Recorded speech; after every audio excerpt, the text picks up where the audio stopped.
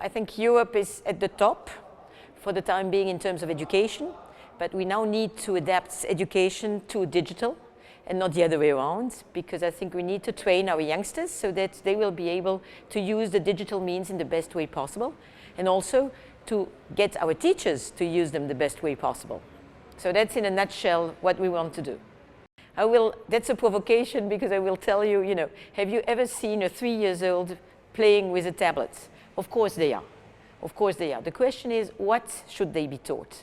Because we know what they need today, but God knows what's going to happen in 15 years' time. So we need to adapt the education to the skills that will be needed in 15 years.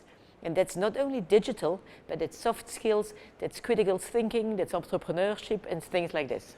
Again, it's always nice to say the systems are not ready. I think most of the teachers, most of the systems are, but of course, all over the place we have people who are resisting change. That's part of human nature. So I think the teachers are doing at their best. We have over 400,000 teachers registered on an IT platform, and they work already together. And so I think the society is moving always a little bit slower than digital, but at the end of the day, digital moves so quickly that once in a while it's difficult to cope with the new systems, but 1 year later you have a new system.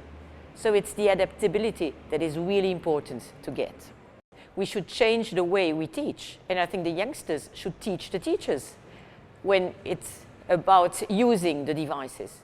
But where the teacher can help is to explain to the youngsters what is behind the device. Because the interesting thing is to explain to the youngsters that digital is not just digital, that behind the tablet you have coding, you have machines, you have engineering, you have STEMs, so all the things the teachers may teach the youngsters. I know lots of oldies. My uncle is 87, and to be able to talk to his nephew, who is 6, he's now on Facebook. So I think the older generation has understood that they need to adapt to the new tools. So of course we need to organize the training for them, and for those in between, lifelong learning is the answer. I think that's one of the great advantages of the crisis we are in for the time being. We are for the time being understanding that economics is not everything, and that education is the alpha and the omega. And so it's through education from kindergarten on up to my uncle that we need to streamline, and I think member states are beginning to understand this.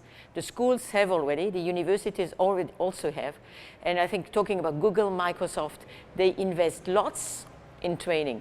So we in Europe sometimes are a little bit behind, but it will come, and I'm an optimist. I think education must be part of everyday's life, in our life, in my life, in your life, in our kids' life, but also in the oldies.